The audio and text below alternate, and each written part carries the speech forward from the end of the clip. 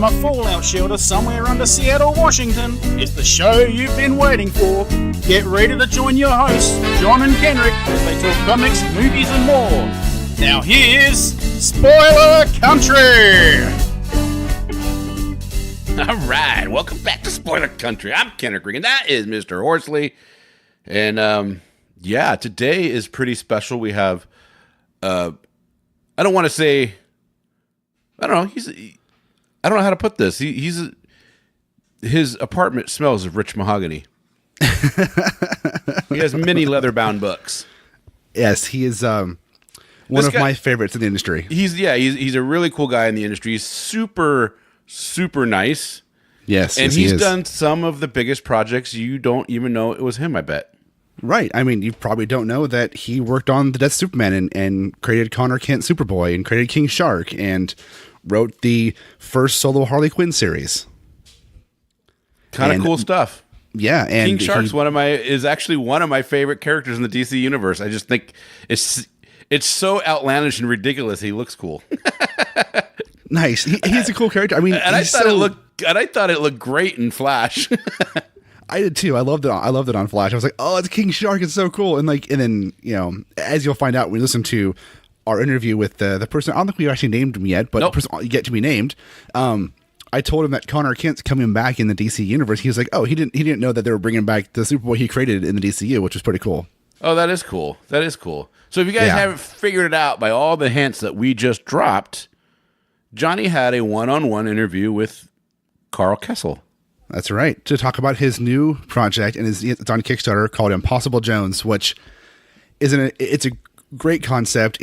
They call it the grin and gritty concept. It's okay. So he tells the story way better than I do, but I'll do my best to kind of let you know what it is right now. Give us a synopsis, because I have not heard this interview yet. Right. So basically, Impossible Jones is a bad guy or bad girl who gets superpowers, and everybody thinks she's a superhero, so she decides to just roll with it. Yeah. And what, is she like a con artist or like a thief or what? Kind of all of the above, right? She tries to live the double life of like she's partially a bad guy, but also partially a superhero, and she kind of like fights crime by nature. She's going to stop the mugger, but she'd probably take the money too. Right. And it's full of, crazy, wacky stuff. Like there's a character, that she gets this necklace. It's called the MacGuffin necklace, MacGuffin. So it's, yeah. So it's crazy. It's zany. It's with him and David, who penciled Batman 66 for a little while. Karl Kesel, who's the writer and the inker on the series. He's a fantastic inker. He's an amazing artist, but he usually tends to do in the books, he does writing and inking, which it's like, you do really good pencils too, man. But I don't know about the East Coast, but I know on the West Coast, he's almost at all the cons. Yeah, well, he's just in Portland, Yeah. So he's all like the. I don't know if he did New York, because we just got done with New York. Yeah, I don't think he was at New York, because he was busy working on this Kickstarter. Nice. Okay, and Carl's become a friend of the show and a friend of ours, of Kaylee's and mine, because we, as you know, with Kaylee and me, we talk to people about our kids nonstop, because that's what we do. And one time at Emerald City, he just talked to us about the kids for like 2 hours, and then we became friends. Yeah, that's cool. That's very cool. So let's listen to Karl in his own words. All right. Hi, I'm here with Karl Kesel, who is here to talk to us about his new Kickstarter, his new comic book called Impossible Jones. So, Karl, what's this book about? Well, basically, it is it's about a criminal who gets superpowers and then is mistakenly thought to be a hero, and she runs with it. It comes with a lot of perks. The cops aren't shooting at her anymore. She can hang out at the police station and no one arrests her. And if she's trying to do something, like, people on the street want to help her. So these are all like real positive things. And the thing is, she doesn't really want to give up her life of crime. So she's trying to walk that fine line where she keeps up appearances to the point where she can fool people. But it's not as easy as she thinks. So she has like a double alter ego here. Yeah, exactly.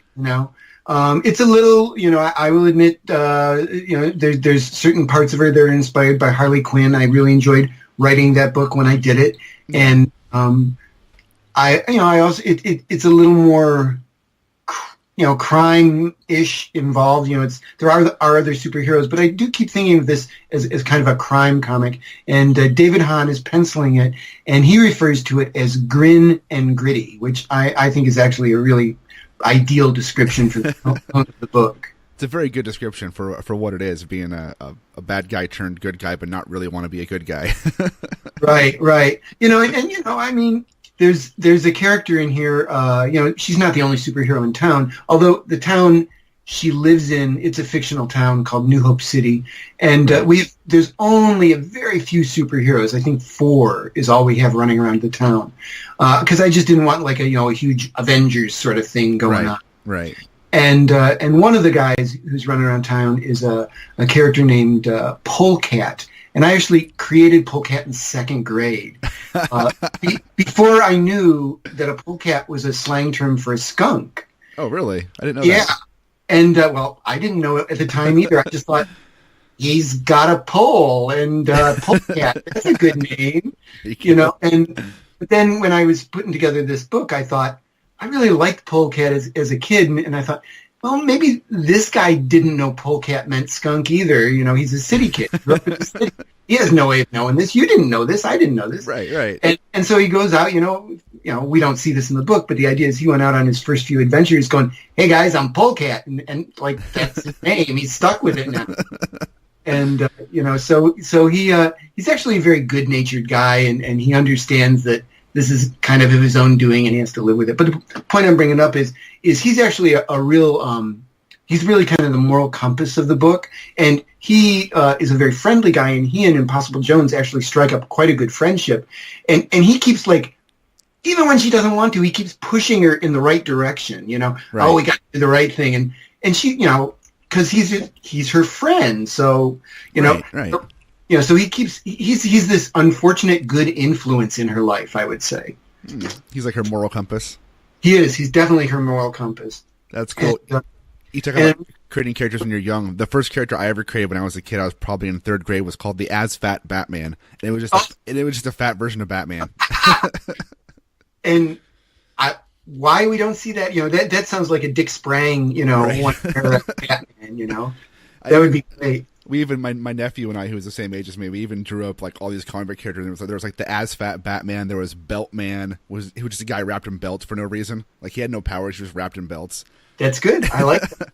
And there was one character named Static Shock, which this is before Static Shock was a thing with DC, because this is like 92, and He was basically just a guy who had static electricity, who like would barely shock people. I like that. I've always had a fondness for that sort of character. I mean, like the Legion of Substitute Heroes, where love that book. The guy changes into a stone statue, and that's like what he does. Yeah. And I just always, because not everyone's going to have powers that can save the world, right? Right. Not everyone's power is going to be useful. Yeah, exactly. It's one of the reasons why I love that movie Sky High. I watched that very recently. I watched that. It was a lot of fun. There's the kid who turns into a gerbil for no reason. It's like, all right. Yeah. And not exactly a really. And what is it? They divide everyone into hero or sidekick. Yep, heroes and sidekicks. Yep. I really, my kids love that movie too. We've watched it probably once or twice a year the last several years. Right. Yeah. Well, I'd heard about it for a long time, and we have with our kids, we have a Sunday night pizza and movie night. So we go through a lot of movies that way. Nice. Yeah, that's a good idea. We used to do movie night with our kids here, but with them getting older and we have 5 kids, it's getting all of them to sit down for a movie and pizza night is not as easy as it used to be. No. Well, luckily I only have 2. I can't even conceive of 5. I can't. Right. I don't know how you have any time to do anything if you have 5 kids. Oh, while they're at school and I work from home sometimes. Well, there you go.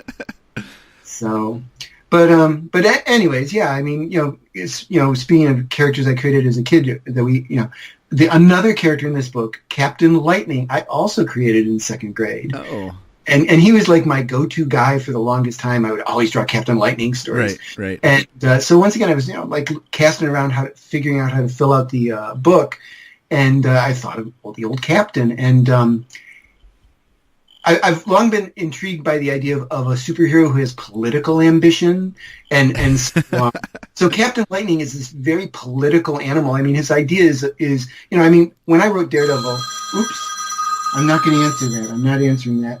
No problem.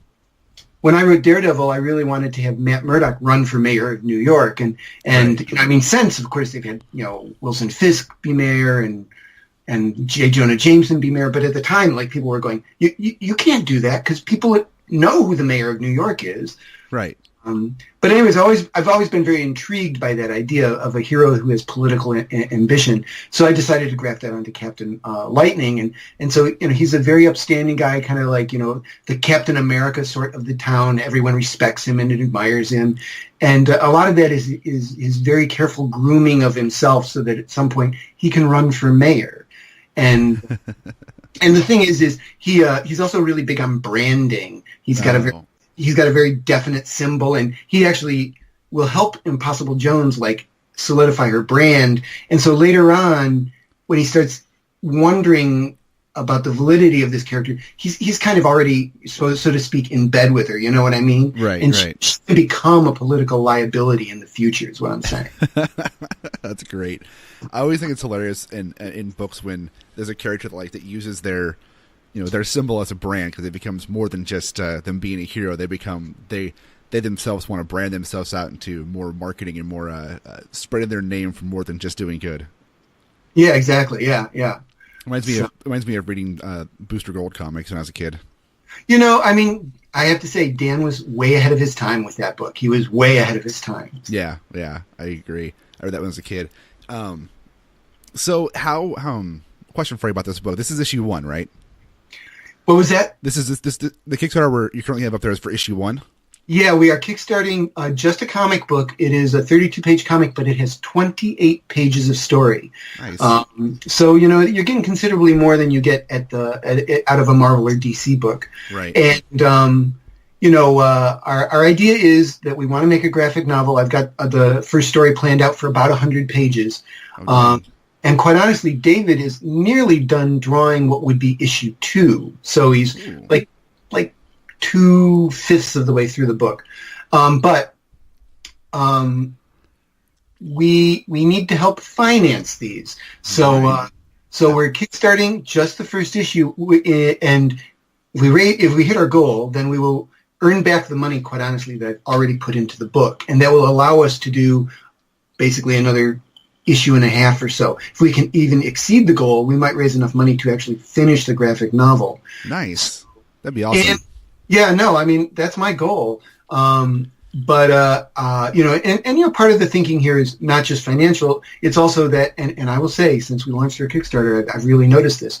Impossible Jones is a totally unknown quantity. No one, at Section 0, when I Kickstarted that a year ago, even though there was only 3 issues that had been published 18 years earlier, right. There was a general knowledge of it. I mean, partly because it was part of Guerrilla, and there was a sort of, like these, talk Guerrilla comics, you just kind of imploded after 3 issues of everything. And so Section 0, while not widely known, was kind of in the public consciousness. Yeah. And I have to say that has made a big difference. I've noticed a very big difference in the fact that no one knows who this character is. So this is another reason to do a comic book, because it's not a $30 graphic novel. Right. And it's a lower price point to break in and read it for people.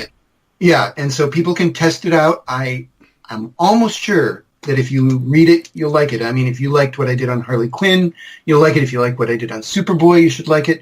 I like both those series. See? I mean, yeah, that's I'll be honest with you, man. I loved Superboy as a kid. I read the shit out of that comic. We always had a lot of fun doing it, I have to say. And, same with Harley Quinn. And that's one of the points of Impossible Jones is it is a fun book. I do think there's a dark side to it. I mean, she goes up against a guy whose name is the Saint of Knives. He's not a nice guy, I love the names. I love the names in this book. Yeah. So, thank you. I mean, David and I worked. I have to say, the Saint of Knives. We threw around a lot of different names before we got to that one.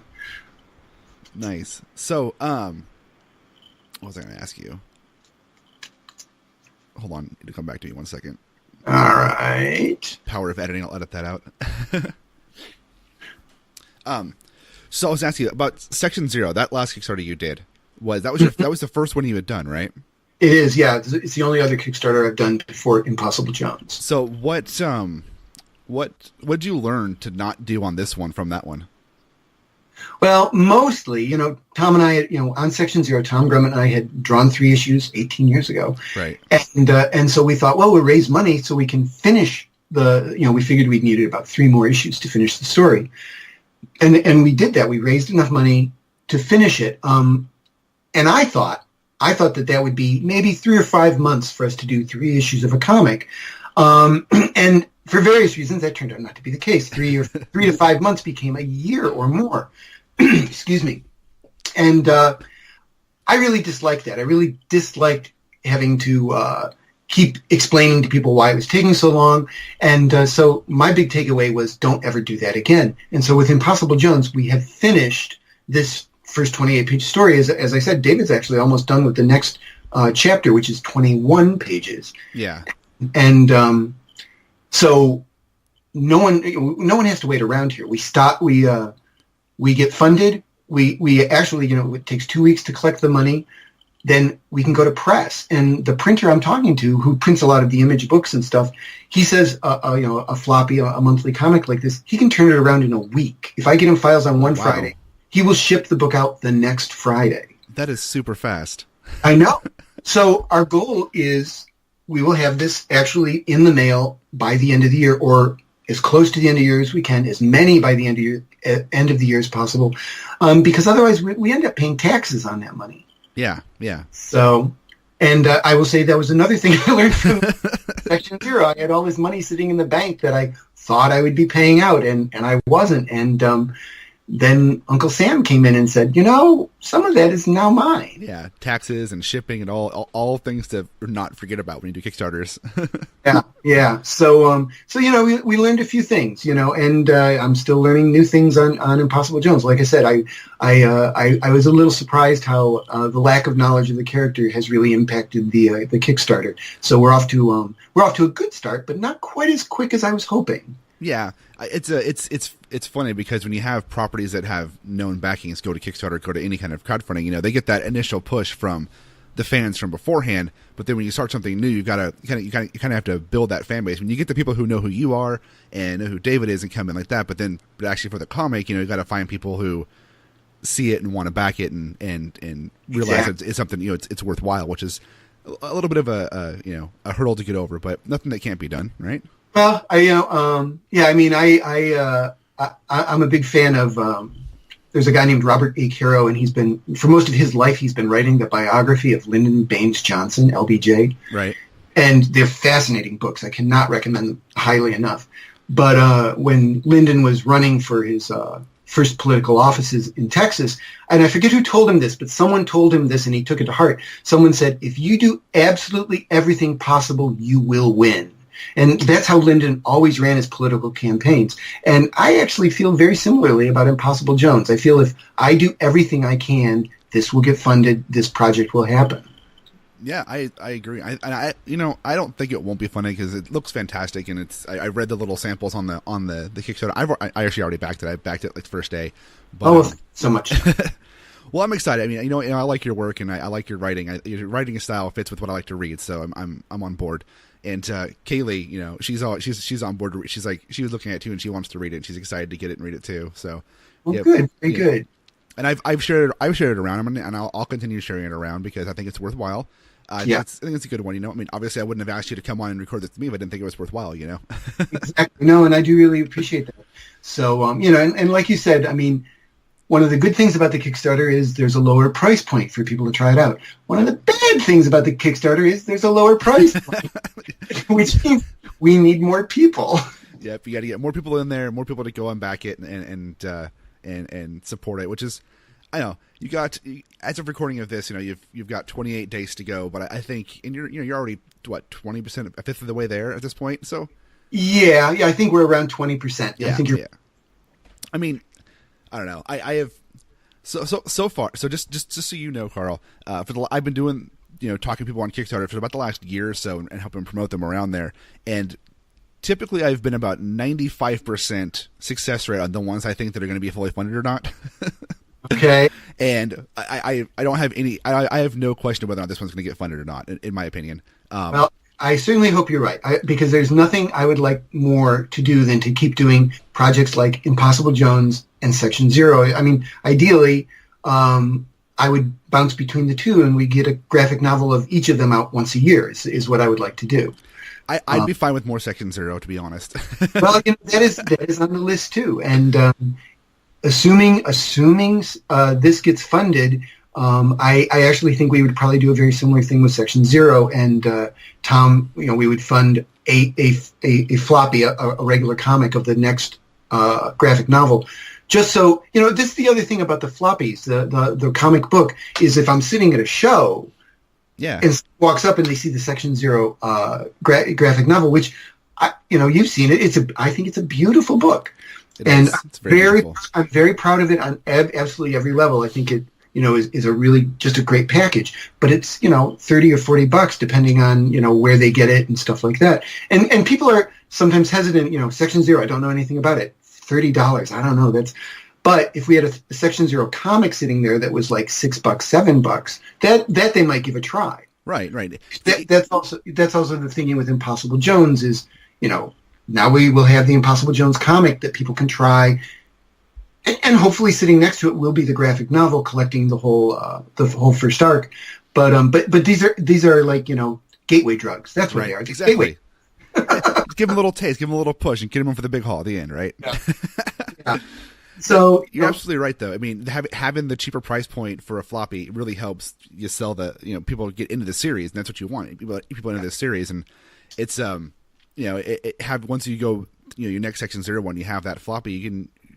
I think you'll be able to sell that bigger book even easier afterwards. And even though you sold that one just fine, but at a convention, at $30 price points, even $30-$40 is like, well, you've got to want it at a convention to pay that much for it. Yeah. And I would say we were at we debuted the book at Baltimore a few weekends ago, and Tom and I were both there.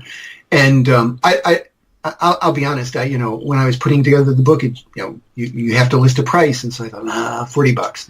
But I thought, but we'll sell it for $30, and people will think they're getting a deal. Right. But then the book came, and I was holding it in my hands, and I go, this thing's worth $40. Right. But we were offering a special deal at Baltimore, and we sold. I don't know. We had about 100 copies there, and I only came home with 10. So I thought that's good. I thought very successful. Yes. Yeah. I haven't actually received my physical one yet. In the mail. Sorry. I don't. Well, see, I'm pretty sure it shipped to my mother-in-law's house, which is across the street, and I haven't asked them if they got a package for me in a couple of days. So it might be over there right now, waiting for me. I don't know, but it could be. I mean, I've seen posts from people in Australia who have gotten theirs. I'm like, in Australia, it's in Australia, so that I should definitely have it by now. Yeah, I mean, I know people in Pennsylvania have gotten it. I know people in England have gotten it, in Belgium. So. Black Box is getting those things out there. Yeah, because I've been waiting. I have the PDF one you sent, and I've perused through that, but I've waited on reading it because I want to read the actual book in my hand. Yeah, I'm the same way. So I've been waiting for that. And I was hoping I'd have it before we talk today, so I could at least read through some of it. But I didn't. I'm so sorry. No, it's not. I mean, it's not your fault. It's probably my fault for not walking across the street to check the mail. So with 5 kids, I don't know how you would have time to walk across the street and check the mail. Right. But I did see you did show me the the Make Ready or whatever you want to call it. Yeah. In Portland, and that looked really good. And I can imagine how good it's going to look. And I'm a sucker for a nice hardback book like that. I am too. I'm just really glad, we went with the slightly larger size. There's just something about it that makes it more. It has more of a presence, and that's what it really deserves. Right. It feels like one of those. It feels like not just a hardback collection, but like an archive edition or an absolute or something like an absolute edition or some special edition, which is really cool. Yeah, it's not quite the size of an absolute. Right. But it's a little bit bigger than a regular size comic, right? Right. It is. It's a little bit bigger there. The new, I guess DC has some deluxe. I mean, they put out a bunch the one. The Black Label series. No, the collections of Harley Quinn that is right, the deluxe editions that I gave you at Rose City, right. That's the size that I modeled Section Zero after because I liked that it was it's really only about 10% bigger, but it just has much more of a presence. I really love it, and it looks real good on a bookshelf too. It does. It looks really good on a bookshelf. Which is cool because the binding for the Section Zero book is nice, so it looks good. It'll look good on our shelf when I walk across the street and pick it up if it's there. Yeah. Very good. Very good. So, Impossible Jones, you have the first. I'm assuming you have the first whole arc planned out. Yeah, we do. Have you thought about the second arc yet? Well, David and I have talked about the idea of a trilogy in very broad terms. So assuming we can move forward with this, we're committed to a trilogy. And at that point, it might be time for us to take a break. It might be time for David to do his own thing for a while, or we might be just having such a great time we'll just keep doing more. I mean, Impossible Jones is a very open-ended series that could go on for a very long time. Right. That's cool. Well, I mean, I like it when there's planned storylines that we can read and be satisfied, but also there's room for improvement and growth after that too. Yeah, exactly. And I know David has suggested some ideas for villainous, nefarious goings on in the city, which I think sound really great. So I think there's a ton of things that we can do with the character and the setting and the city in the future. Nice. That's awesome. Can I ask you a question completely unrelated to Possible Jones or Section Zero? Please do. What do you think of the current Harley Quinn comics? Have you read them? I have not read the current Harley Quinn comics ever. Oh, okay. Well, then, I guess that's a quick question.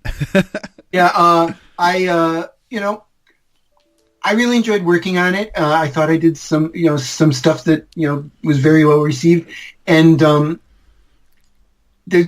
I'm just a fan of classic Harley and not so much the Harley who is very popular right now. Let's face it, she's extremely popular. She is super popular. I myself and Kaylee were both super fans of the Jester costume Harley Quinn, which is why she has you're the entire series you worked on.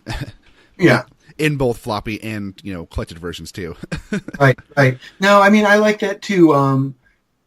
Like I said, I haven't really read the new stuff. I mean, I know Amanda Conner was doing some great stuff artistically, and I believe she was co-writing it with Jimmy, wasn't she? Yeah, they were doing together. And then Chad Harding was doing the interior artwork for it. Okay, but she was doing covers, right? Yeah, she did all the covers, and Chad did the interiors, and her and Jimmy wrote it together.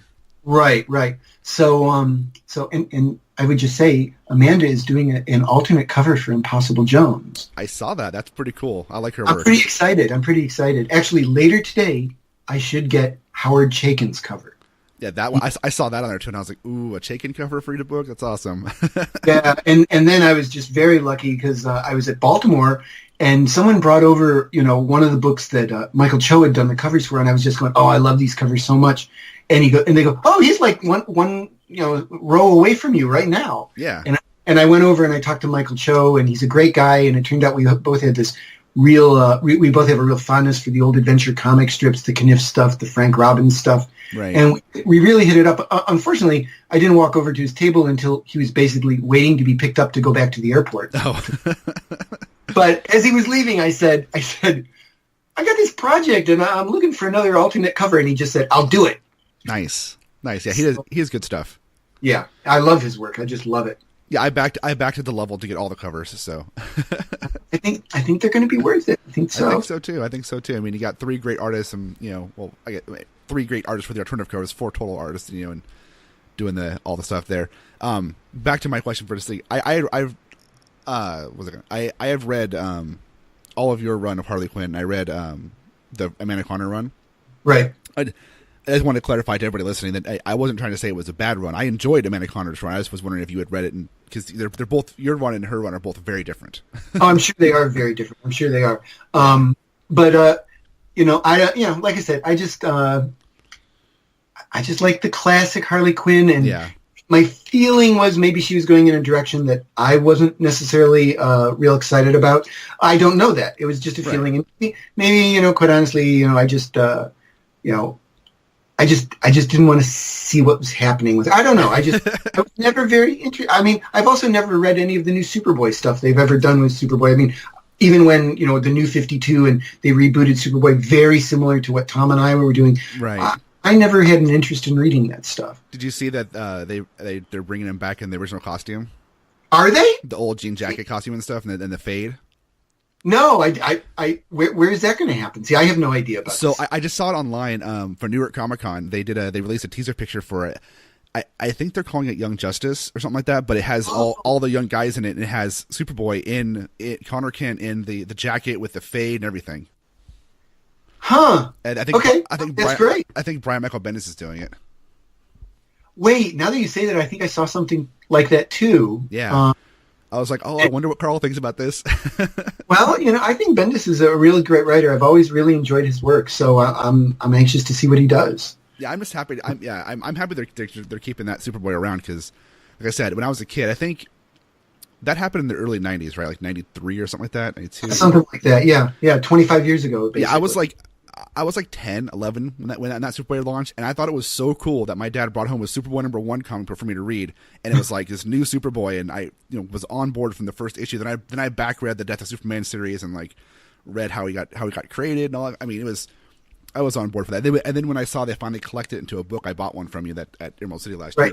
Right. But I've always been a fan of that version of Superboy because to me, like the old Superboy comic books, like I have a bunch of them. I've read them. They're a lot of fun. Like my dad bought a bunch of the old Golden Age ones, and so I have. Right.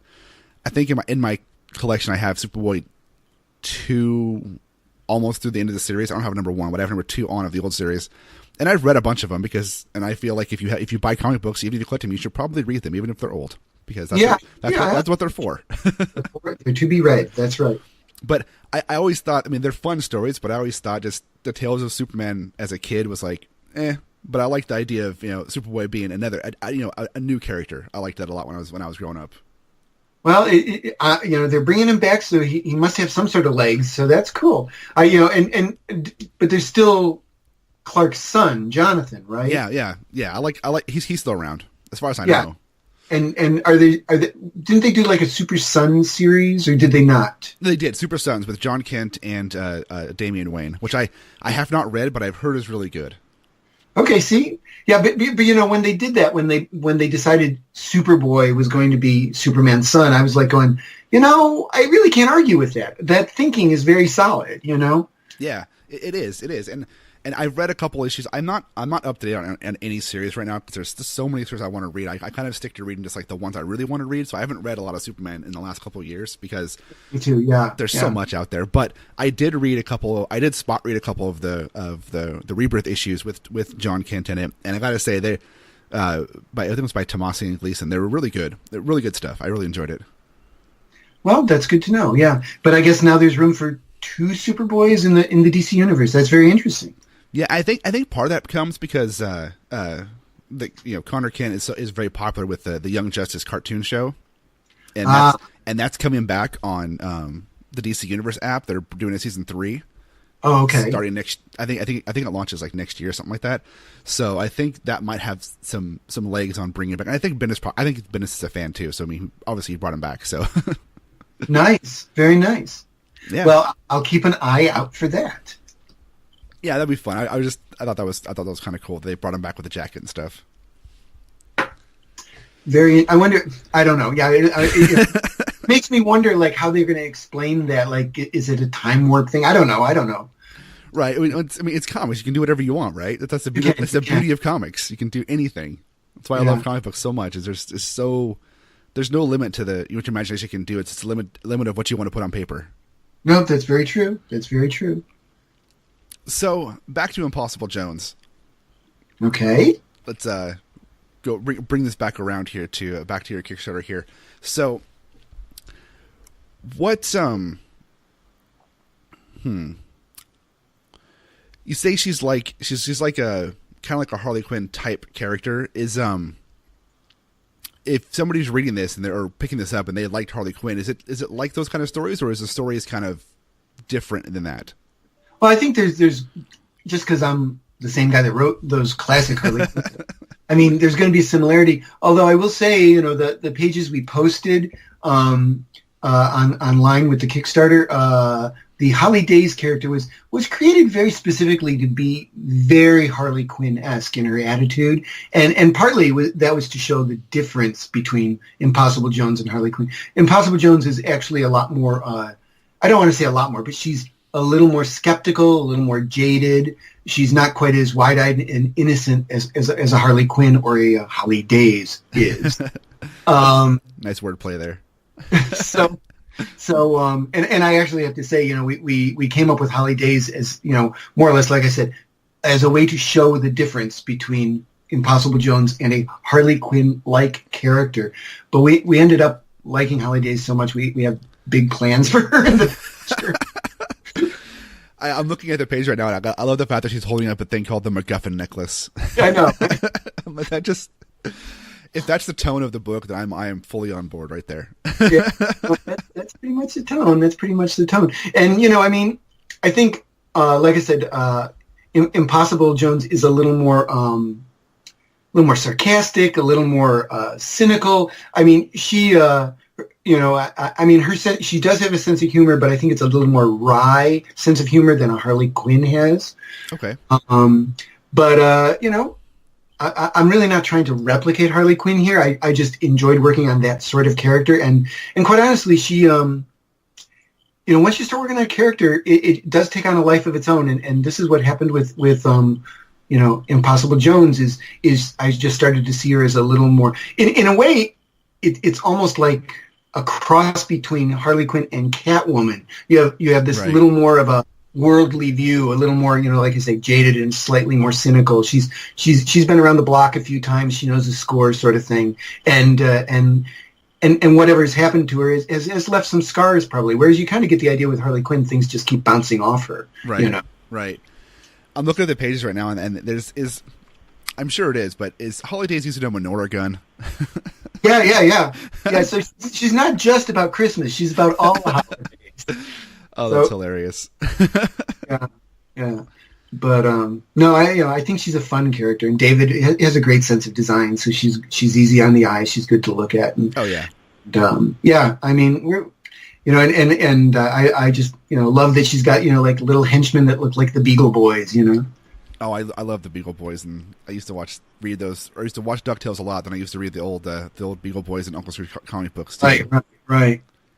Yeah. So no, we're having a ton of fun with it, and we just, you know, if we get funded, we can keep doing more. That's what it comes down to. Right. So if you're listening right now, go and click the link down below and fund it right now. Just go back in. Right. Just go do it. I'll sit here and I'll wait. I'll wait till everyone gets back. Yeah, we'll wait till everybody funds it. Go. We're waiting. Yeah.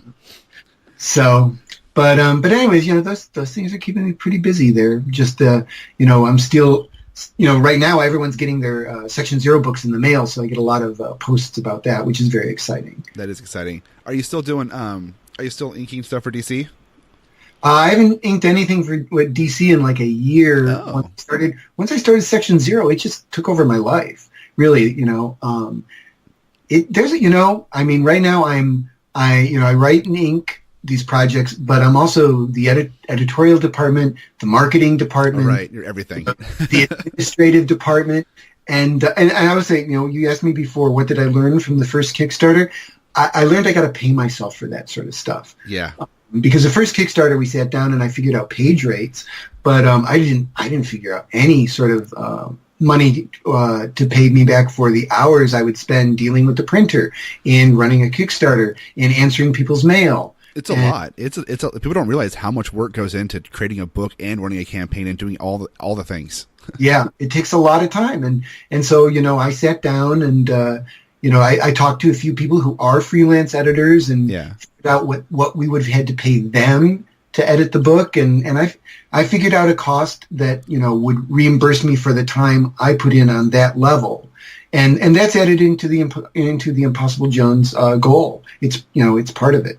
Right, it's good to put it in the goal, because then when you do fund, as I'm sure you will, it's all there, and you can do the work and not have to stress about, oh crap, I'm doing all this stuff and I'm not going to be able to pay bills or whatever. You know, you got it all covered, because since this is your livelihood. You know, this is what you do for a living. You know. Yeah, and that is the thing is, and it's a very fine line. I think people are beginning to understand it more and more in Kickstarter, but for a long time, you know, people were very resistant to paying creators for their time creating. They're seeing, you know, people were very willing to pay for printing and postage, there was a real big resistance to like you actually want money for what you're doing, and Right.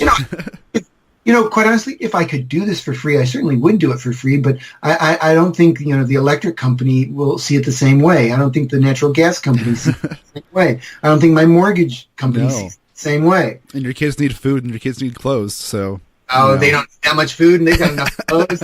they're fine.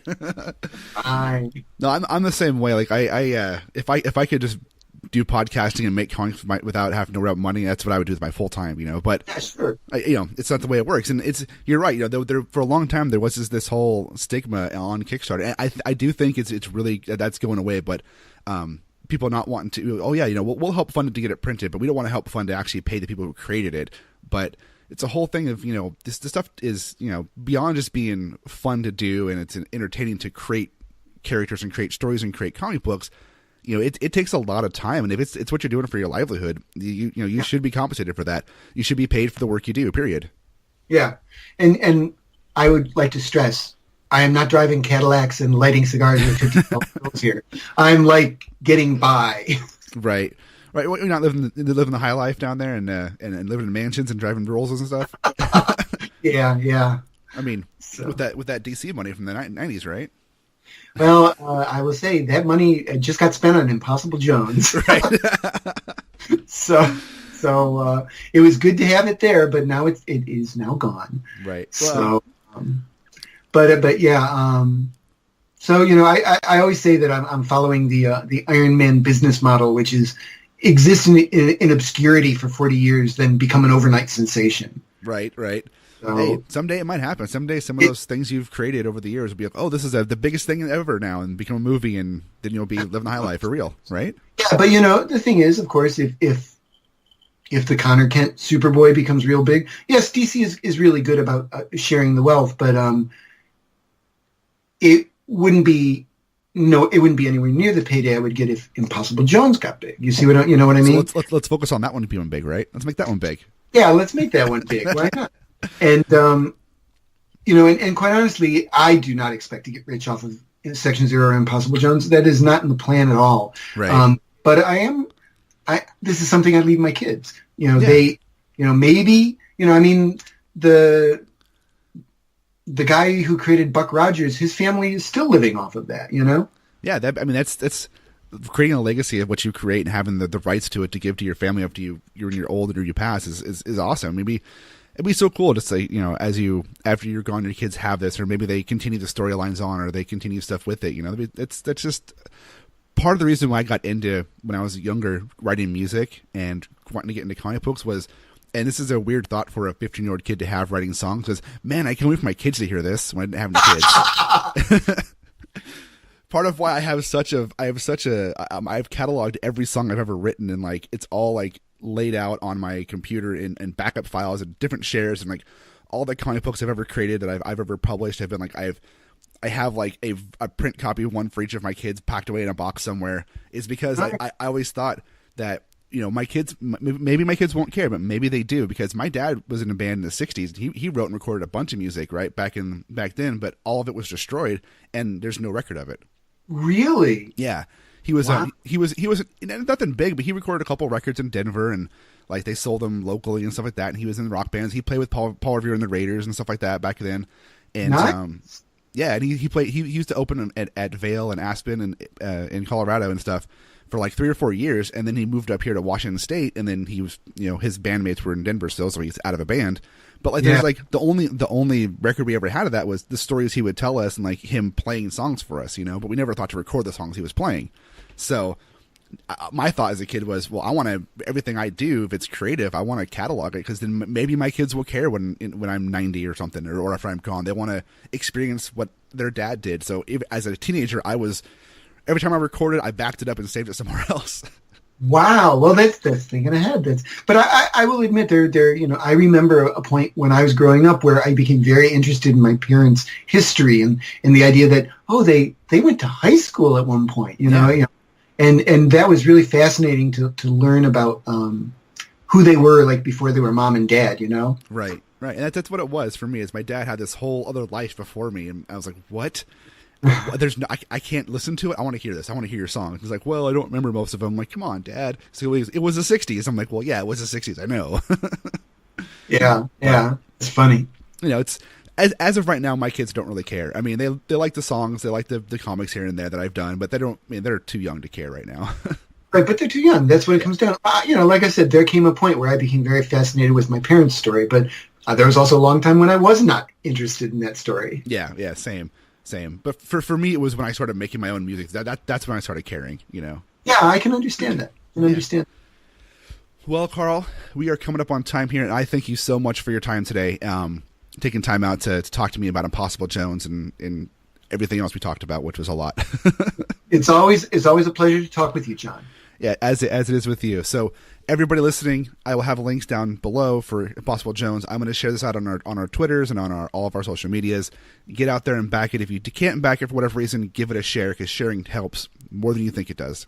More than you think it does, because, you know, even if you can't back it, you know, if you like it, your friends are going to maybe like it. You know, you never know who it's going to strike a chord with. That's right. That is right. So Impossible Jones, go check it out. It looks really fun. I cannot wait to read it, and I cannot wait to get my Section 0 book, which is probably across the street, to read that as well. Go across the street. Go across the street now. I will go after we get off this interview. All right. Thank you so much. Thank you, John. And we're back. We're back. That was fun. I could talk to Karl all day. And what's funny you can tell that you guys really get along, and that you can tell that you really enjoy talking with him. I do. And what's funny is on there we're talking about, you know, I backed his Section 0 comic last year, and the book's just shipped out. And on there I was like, you know, I haven't got my book yet, but it's probably across the street at my mother-in-law's house. And after we got done, I went over there, and it was there waiting for me. Sure enough, it was there. Yeah, so now I got the book, so it's awesome. I sent him a picture saying, hey, look what I got in the mail. That's very cool. Very cool. Yeah. Well, he seems like a really nice guy. I've talked to him a few times, not in depth like you have, obviously, but he's always just tremendous with the fans, especially people who know his work. He's like, you know, he bends over backwards to do whatever. He's so great, and and I highly recommend, if you're into original art and you're into like getting really high quality inked pages. Yeah. At shows, Karl sells his inked pages, and they are. I honestly, I think he doesn't charge enough for them, because they're beautiful pages, and they're always, I think, underpriced. Nice. So if you want some good pages, you can pick them up from Karl at any show. Yeah, especially some old Harley Quinn. Yeah. No, none of those. He only has newer stuff, like Fantastic Four and none of those. Well, those were done by the Dotsons. There's no ones were done by the Dotsons. Terry and Rachel Dotson. Okay. He just wrote them. Yeah, but still. Cool stuff.